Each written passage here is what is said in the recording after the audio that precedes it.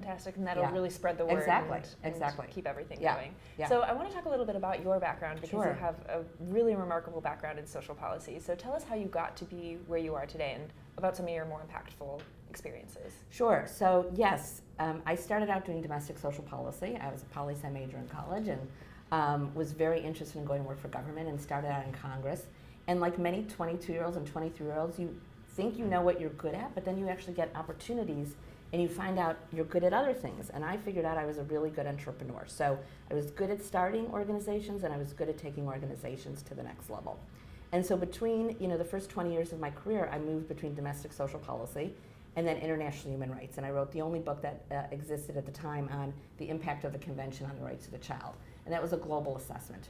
And then through that international work that I was doing with human rights organizations, I saw the difference that the private sector could make in the developing world for so many people, particularly in countries where governments are largely not there for people, not providing the systemic framework you need to thrive. And that impact of the private sector can be good and it can be bad.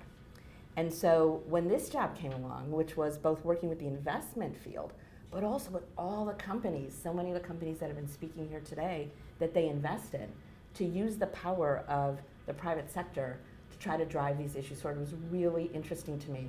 So it made perfect sense to me, the way my career progressed, and it just gives me a kind of different point of view, because I really do come from the advocacy human rights field now into the financial services field, and try to bring all of those traits and skills that I have together to make an impact along with all of our members and our other stakeholders.